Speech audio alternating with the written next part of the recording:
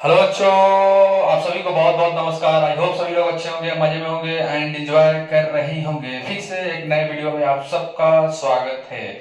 हम लोग already redox titration cover कर रहे थे। KMnO4 का हम लोगों ने ऑलरेडी कवर कर चुका है। K2Cr27 भी कवर हो चुका है। आज हम लोग नेक्स्ट कवर करने वाले हैं I2 का टाइट्रेशन।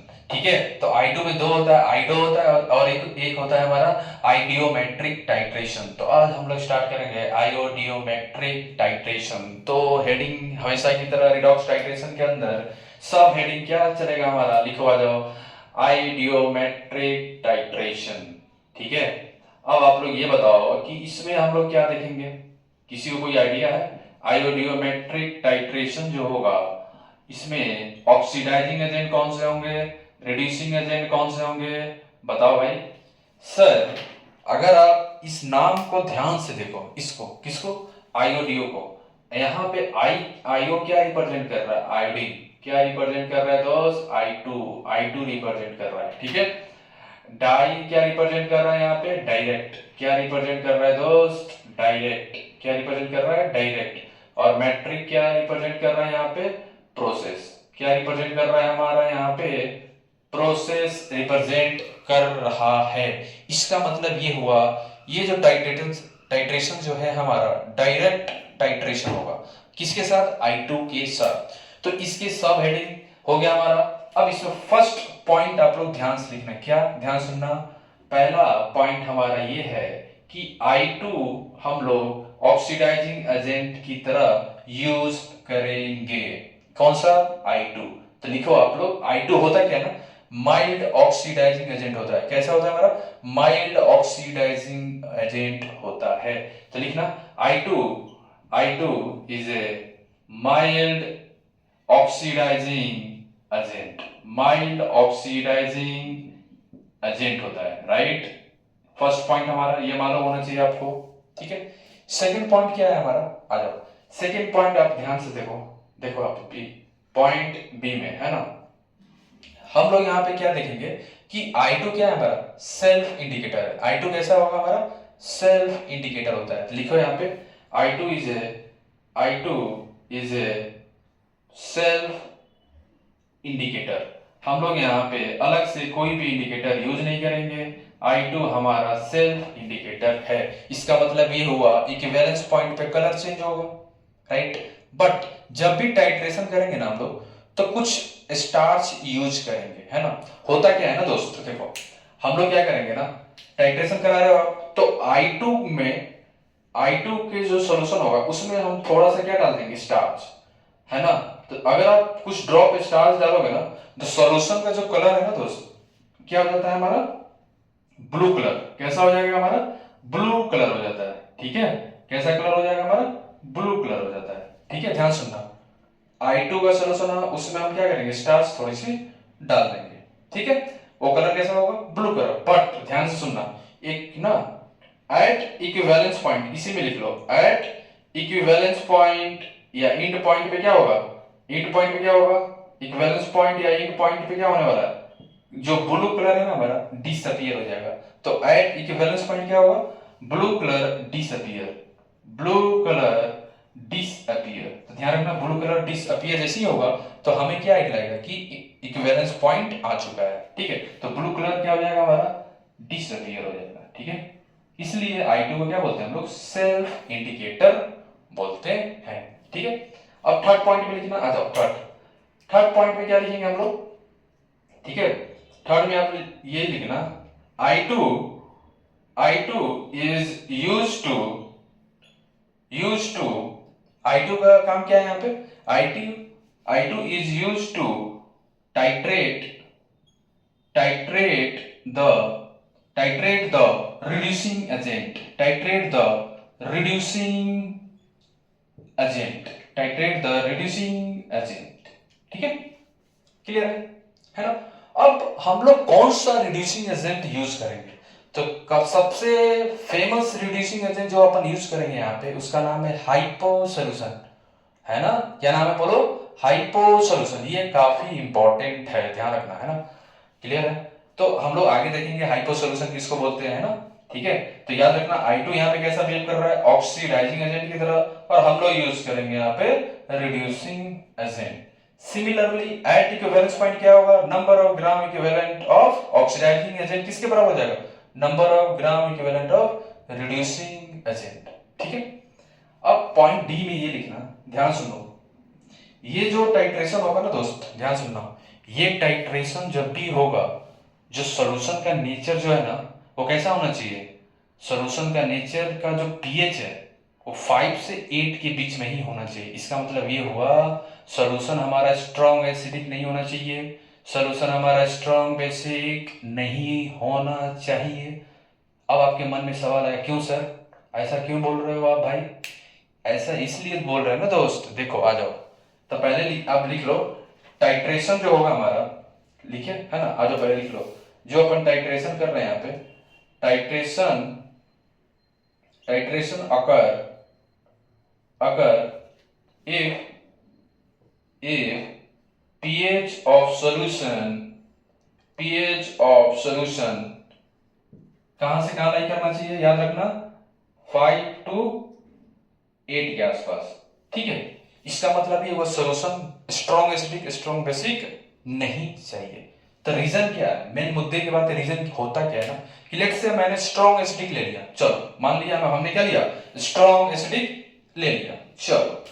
तो जैसे ही आप स्ट्रॉन्ग एसिडिक लोगे ना दोस्त, इसी के अंदर लिखता हूं ना, मान लो आपने स्ट्रॉन्ग एसिडिक ले लिया, स्ट्रॉन्ग एसिडिक मीडियम आपने ले लिया, होता क्या है ना दोस्त, देख लो स्ट्रॉन्ग एसिडिक मीडियम में स्टार्च क्या हो जाते हैं हमारे, ऑक्सीडाइज हो जाएंगे, या बोल सकते हो स्टार्च जो होगा ना डिकम्पोज कर जाएगा, स्टार्च का क्या होगा, डिकम्पोजिशन होगा, या बोल सकते हो स्टार्च का क्या होगा, हाइड्रोलाइसिस हो जाएगा। तो ध्यान रखना स्ट्रॉन्ग एसिडिक मीडियम में क्या हो जाएगा हमारा, याद रखना स्टार्च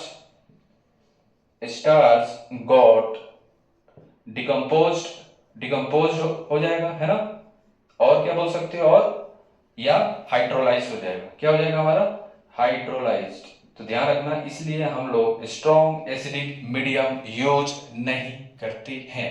तो स्टेटमेंट बेस्ड क्वेश्चन आपसे पूछा जा सकता है कि जो हमारा टाइट्रेशन हो रहा है आइडियोमेट्रिक का, क्या मीडियम स्ट्रॉन्ग एसिडिक लेते हैं, नहीं, क्यों, स्टार्च का क्या हो जाता है, स्टार्च यहाँ पे क्या हो जाएगा, बोलो डिकम्पोज हो जाएगा, या बोल सकते हो हाइड्रोलाइसिस हो जाएगा, राइट।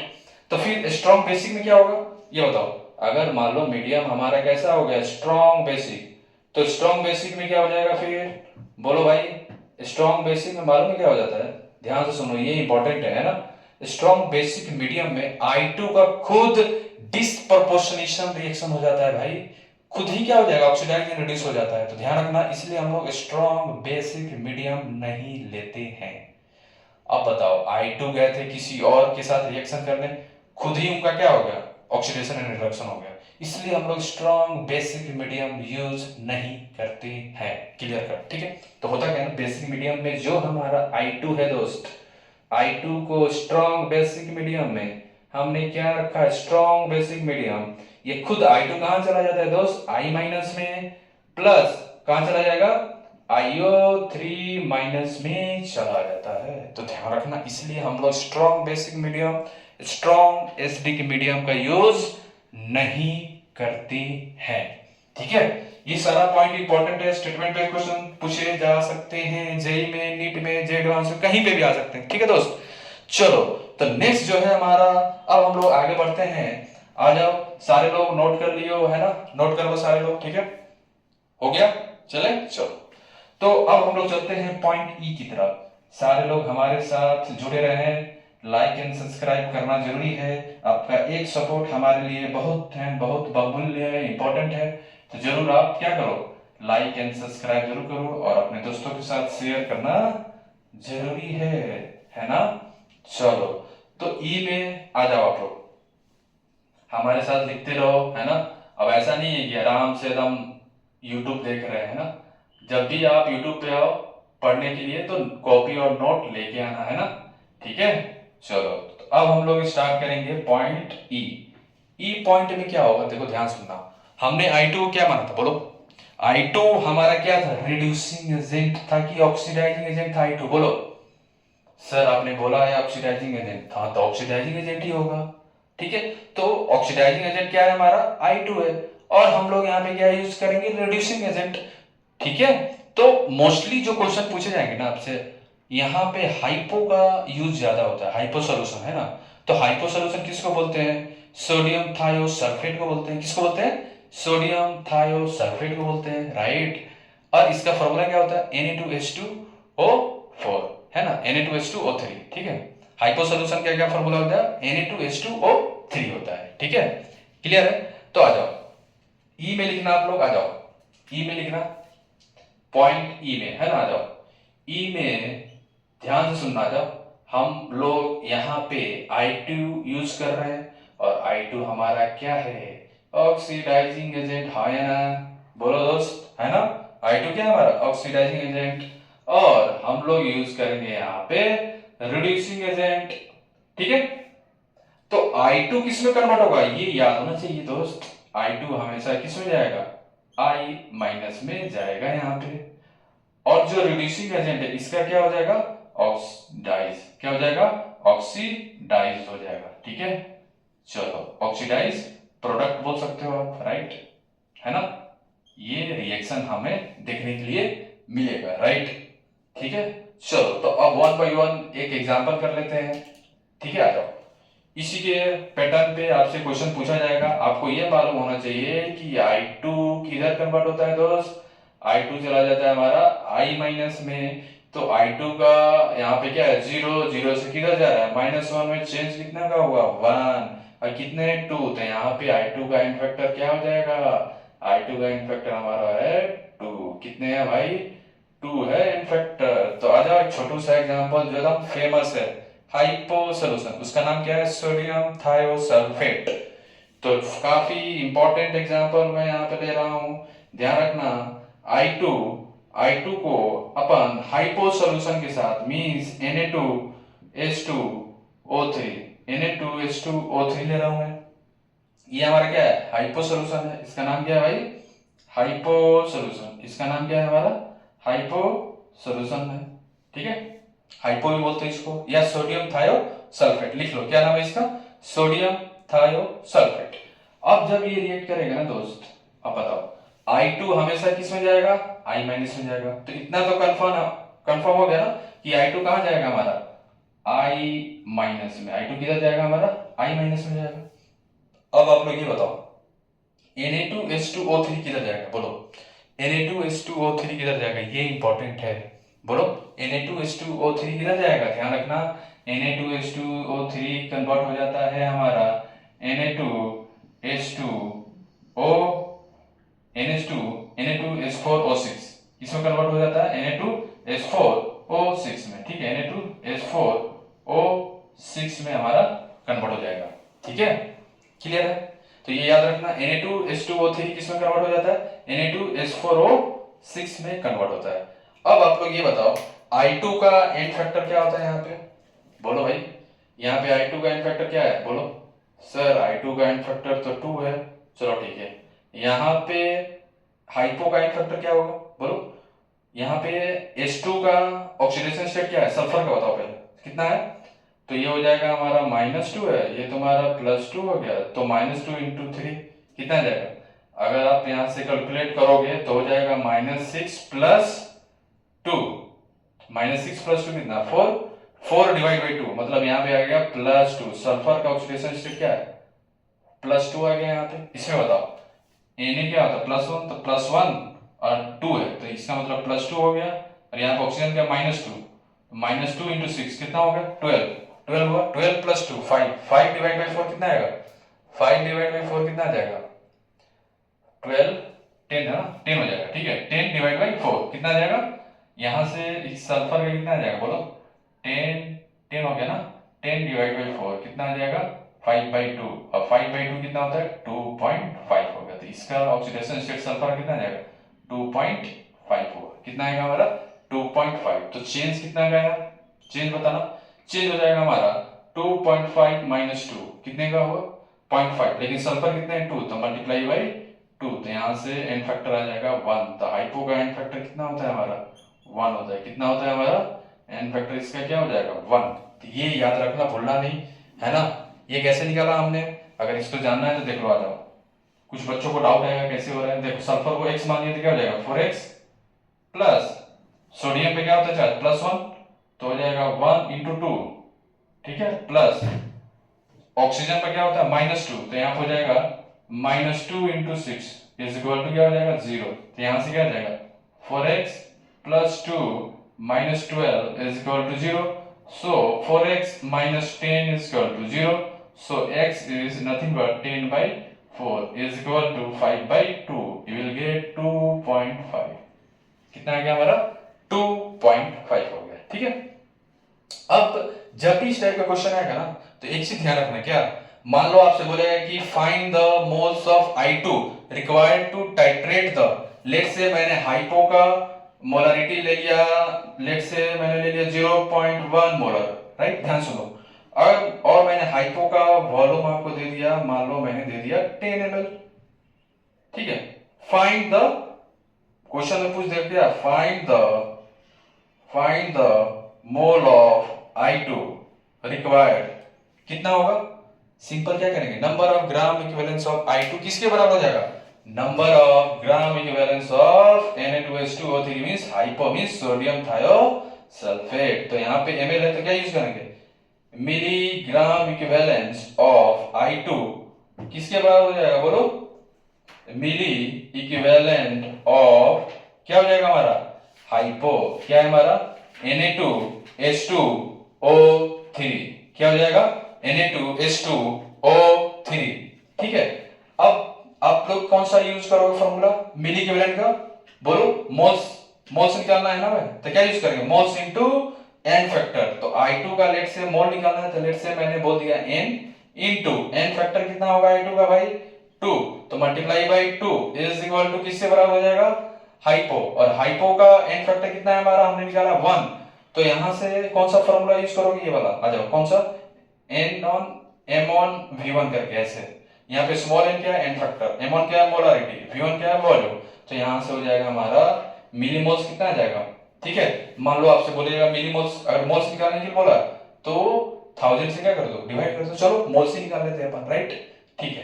तो चलो, तो यहां से हो जाएगा मोल्स, n फैक्टर कितना है हमारा 1, तो 1 इनटू m मींस मोलरिटी कितना है 0.1, ठीक है, मल्टीप्लाई बाय वॉल्यूम कितना है हमारा 10 आ गया, राइट। और हमने यहीं पे क्या कर दो, आप डिवाइड बाय 1000 कर लो, क्यों, क्योंकि मोल्स पूछा है ना, मिलीमोल्स नहीं पूछा है, ठीक है। तो यहां से हो जाएगा n × 2, तो n की वैल्यू क्या आएगी, यहां से n की वैल्यू बता ना, यहां से कैलकुलेट करके बोलो, n आ जाएगा हमारा n इज इक्वल टू क्या हो जाएगा, ठीक है, इसको कैलकुलेट करो आप लोग, तो हो जाएगा हमारा 1/2 ×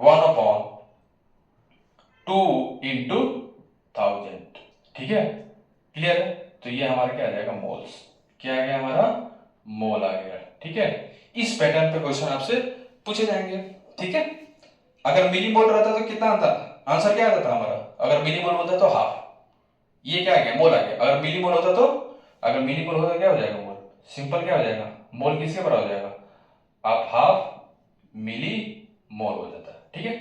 चलो, ठीक है, और कुछ देख लेते हैं ना, एग्जांपल है ना, आ जाओ, चलो सारे लोग नोट कर लो, नोट कर लिया आप लोग, चले आगे, बोलो, चलो चलते हैं नेक्स्ट, है ना, एग्जांपल देखते हैं। आपको ये मालूम होना चाहिए कि कौन सा किसमें, कौन सा रिड्यूसिंग एजेंट जो है हमारा कहाँ पे आता है, कैसे किसमें कन्वर्ट होता है, ये आपको मालूम होना चाहिए।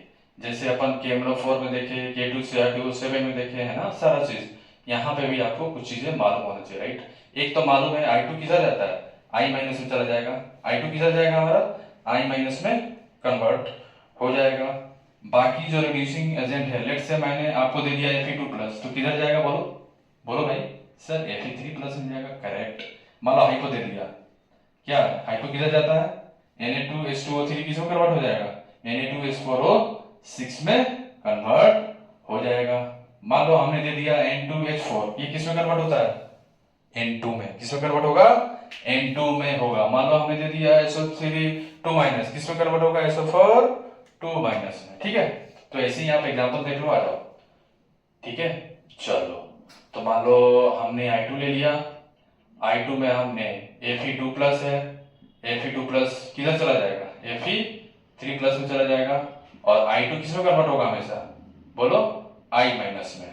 ठीक है, तो क्या अप्लाई करोगे, number of gram equivalence of I2 is equal to number of gram equivalence of Fe2 plus, simple है ना।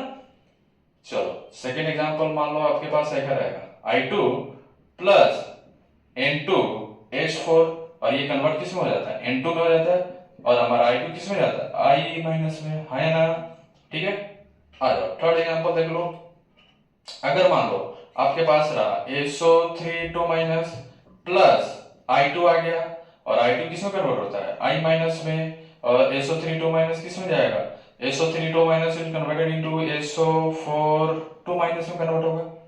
ठीक है, तो ये सारा एग्जांपल आपको मालूम होना चाहिए, सारा इंपॉर्टेंट है। ठीक है, मान लो एक और ले लेते हैं, आ जाओ।